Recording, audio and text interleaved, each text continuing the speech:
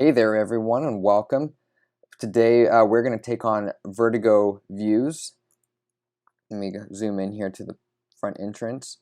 This is a kind of fun one. So we have a large park here with an existing hypercoaster, and we basically have to achieve a monthly income from ride tickets of $8,000, which really isn't that much. We might be able to do this in hopefully no more than 2 years. So we'll take a quick look around. We've got the entrance there, and then a path that goes back to the entrance or to the station of the hypercoaster. So this one is a long coaster, but we've got some problems here. Obviously, excitement rating is great, but it's a little too intense for probably most people. As you can see, I mean, even just the end here gets a little tight in some of our turns.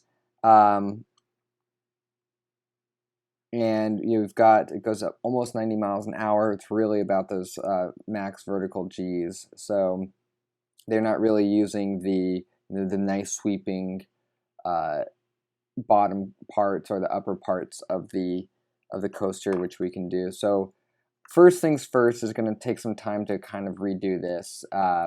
Don't really need it this long, so we'll probably save some money there and really just want to take down that intensity level. And hopefully we can keep a very high excitement rating, but if we at least get a high, we should be good. And maybe when we build some more coasters around here, the excitement rating will go back up.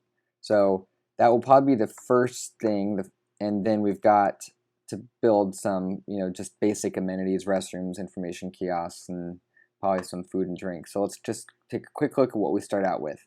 A couple transportation items, not really the best gentle rides, but frankly, they're not going to bring in any income, so I'm not going to really worry about those. If I was trying to do a more well-rounded park, of course, I'd probably spend some time researching something there, but I'm not going to worry about that for this scenario. Here's our roller coasters we start out with, and a couple thrill rides. Water rides, probably not going to build too many of those, and a pretty basic assortment of shops and stalls.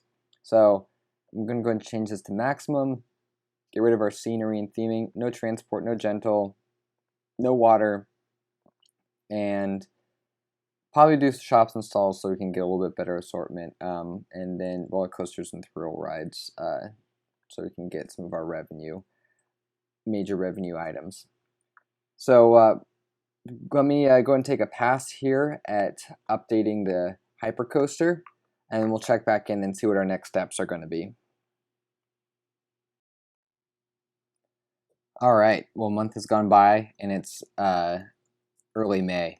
So I just made, like I said, I went through and updated the hypercoaster here. Definitely not as an extensive of a layout, but I didn't really need it to be. So still have a very high excitement rating, which is good. And hopefully if I build another coaster or two around it, that will go up a little bit more. It was originally $6, which was way undercharging, so I raised it to $12. And the line hasn't been very long. One, it has a high capacity, and two, there's just not many people in the park, so the income is pretty low, but it will go up eventually. I did add an on-ride photo. I don't think there was one before, so that will bring in a little more revenue, but I don't think that goes more towards your retail revenue and not to the ride tickets, as far as I understand. So anyways, that was the first thing I did. I basically demoed all of it back to the station, except for the lift, which I decreased the height of it a little bit so I could have a little more gradual turn, and I didn't really need that full height. So it's working pretty well. And then I don't really like just like one-way paths or two-way paths, so I created a loop around the park, which will help because otherwise this path was just getting way too crowded, and I only had like 120 guests in the park. So this has been helping spread out the load. And then just did a quick little bump out for my first little food and beverage area. If you see my other videos, I prefer to just do like a bump out instead of having the food and beverage line the path, so you can see how many people there are and if they were all along the path. Especially in the park, it's a little more crowded. It just really adds to the crowds, and don't really like it as much. I did break the rule here with the coffee shop because that usually isn't very popular. I haven't sold any yet, so I just want to put that over here. So that's where I am. Surprisingly, with all the demo that I did on that coaster and not even building back half as much, I mean, probably maybe 3/4 of what was there, and then doing the path and adding this little bump out, you know, it still took my money down a good amount. So I gotta watch that for a little bit. So I'm gonna, let's see, take out another 10,000, which won't go too far on some coasters, but I'll see what I can do. I'm gonna try not to advertise, just as a personal challenge, but I'm sure if I did at this point, I could increase, you know, obviously the attendance here on the coaster, which will help. But I'm just gonna see what happens without it. There are people coming in. They have noticed that this redone Vertigulator has now opened, so hopefully that will help. So we'll check back in here in a couple months and just see where the park has landed. So we'll talk to you soon. Okay, it is now March, year 2. A little more time has gone by than typically in the videos, but progress has been going. There has been progress, so let's go and take a quick look. So where we left off is last time we had the Vertigulator that we had just redone. So you can see the whole middle area is starting to get filled out. So we have 2 new coasters. The first one I did was the spiral coaster. It was very popular for a moment, and more people are coming in now. That it had just rained for a long time, so not many people had joined. The excitement rating is good, and happy with the intensity and nausea rating. And right now I'm charging $9 per ride. So that's been helping with the revenue. Did 2 flat rides here, 1 twist, and then a spiral slide. There was like a mound here, which it might have been a waste of money, but I basically shaved that mound off, so I had a flat area, and so I might put another flat ride here, because there's really not a lot of flat, even surfaces in here, which I typically like to do. To me, it just kind of helps with some of the realism. And then I also did a pirate ship back here. So this one's always good for a little bit of additional revenue, charging $3. I'm going to raise that to $3.50 now. So then the last thing here is this little junior coaster. Stats are okay, charging $7 an hour. The line is really long with that one. I'm probably going to go ahead and raise that up. Again, really the strategy for this type of level is, obviously we're just trying to get income from ride tickets, so and you can usually knock it out pretty quick. So right now we have the last month of October, we were at 4,700, almost 4,800, and we're got about 10-11 days left in March, so we might be able to hit 5,000 on this one. It did rain a lot earlier in this month, so I don't know if we'll have the revenue that we typically did. I haven't had to use any advertising yet, and if I did, it probably would help. I might advertise this is really the big ticket ride here, $12. No one's complaining about the price, I would say, except they can't afford it. There is no ATM, so really just need to get a new rush of guests with, you know, money in their pockets to come on here. So I know I usually try to not do advertising, but just for the sake, I'm just going to go and do one for the Vertigulator here, just advertising campaign for that ride, and see if that helps a little bit. And did another little bump out here for food. Got 2 empty lots right here that I'll add once I get some additional options. So the crowd's good though. We got 516 guests, and let's see if there's any other major complaints they got to deal with, because I've really been mainly about wanting to build rides. So running out of cash is obviously the big one. Twist is really good value, so let's go ahead and increase that to 250. And go to the bathroom, probably someone who's just eating, not enough people to build new restrooms just yet. Hungry, so looks like we're doing all right. So you can see the revenues coming in. We've got a couple days left, so we might just match what we did the previous month. previous month. I had to take out a little bit more money when I was building these just every once a while. Now I'm paying that back down.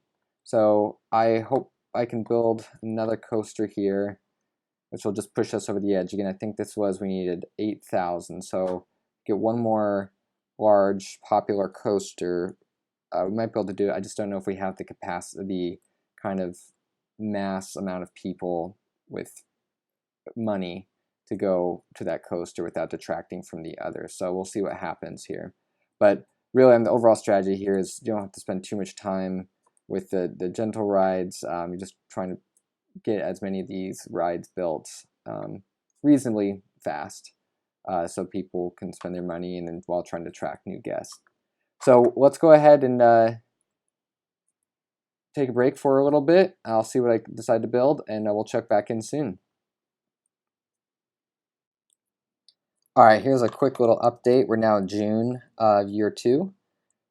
So taking a look here, we've been trending in the 5,000s per month for ride tickets. So in May we were just there, or almost 6,000. So obviously you're still 2,000 short of the goal. I went ahead and created this loop right here to add a little bit more space for attractions. Built one motion simulator, and then back over here I put in this top spin. Right now it's just on beginner's mode, but everyone, there's been a good healthy line, and I'm charging $3 an hour, so that's been bringing in a little more revenue. And then I built one more coaster back here. It's a looping coaster, which had just opened up, and we're decent ratings. I'm sure if I decide to build one more coaster out here and kind of intertwine it, that can go up, but it should be fine. So charging $8 right now for an attraction. I put in also a photo, on-ride photo. Again, I'm 90% sure that doesn't go towards the ride revenue, but goes towards the merchandising. So, but again, additional revenue helps, even though it may take away from the ride tickets. It's fine. I'm not in a huge rush at this point. Again, there's no time limit on this, but I think finishing up in year 2 would be nice. Probably go a little bit faster if I, again, did advertising. I haven't done any more since that one push for Vertigo. I did lower the price. It was 12, and now I lowered it to 10, which has actually helped. I was averaging between 14 to 16,000 an hour before I did that. I guess it's just been a little more attractive for the $10 an hour. So now you can see we're up at 20,000.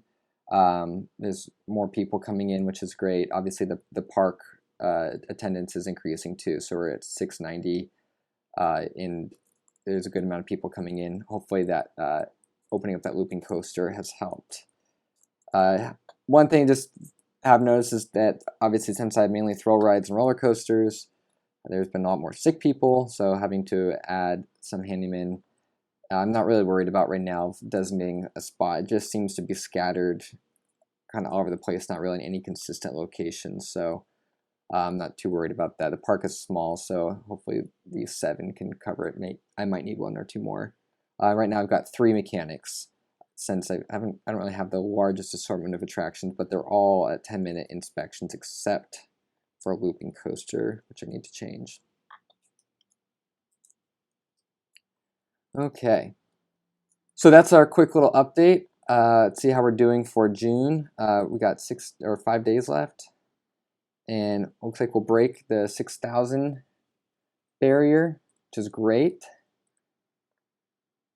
I might get maybe to 6,500 on this one. So hopefully the month of July will be okay, but I'm probably have to build 1 more just to keep the attendance coming up. So I'm going to go ahead and focus on that. And if I beat it in the meantime, we'll loop everyone right back in. Okay, we're getting close to the end of July here. Actually, in June, we got a lot closer to the 8,000 than I had expected. Got to 7,500, so I figured we'll probably get it for this month. So let's cross our fingers. Really, all I did then in the last month is just I added 1 more motion simulator for the other video, the other media that's in there. I figured that just might do it, so it's gonna be close.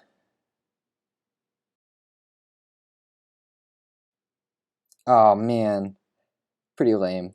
All right, well, August will get it. So let me go ahead and build like 1 or 2 things, and we'll check back in soon.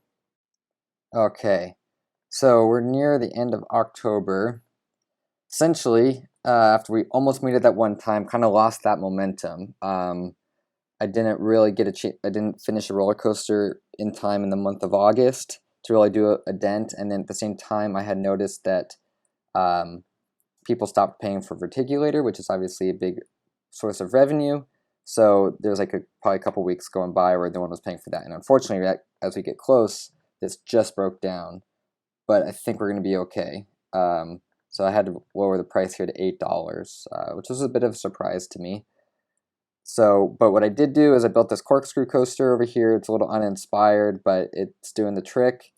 It's at $9 an hour now. Pulled enough people in. And it looks like we just passed. So we're good. So, all right. Well, we finished the objective and kind of my original goal, hopefully by the end of year 2. Definitely should have been able to do it in July if I've been a little more strategic, but that's all right. And like I said, August, I just lost the momentum. In September, same thing as basically I think mid-September was when I finished the corkscrew coaster. Didn't really have a chance to really have that much of an impact. And then the Verticulator was closed for a good couple weeks, so that really took down some of that revenue. So let's see what happens here. It's Halloween, and hopefully, there we go. Almost 200,000 company value. All right. So that is Vertigo Views, and definitely probably could beat this one a lot faster if you really want to, and you may want to do that if you're still looking at this video for tips. But there's, you can see it's really pretty straightforward. Just keep building, be strategic with your money. It seems like, I don't know if it's just this specific scenario where people are a little cheaper than other ones. Usually most of these coasters, especially one that is at a very high excitement rating, even though it's 2 years old now, you can still keep charging well over $10. But anyways, just keep that in mind. That seems that people are a little bit cheaper in this scenario than in others, so they won't be paying as much. But that's it. So thank you for watching, and I will see you on the next video. Thank you.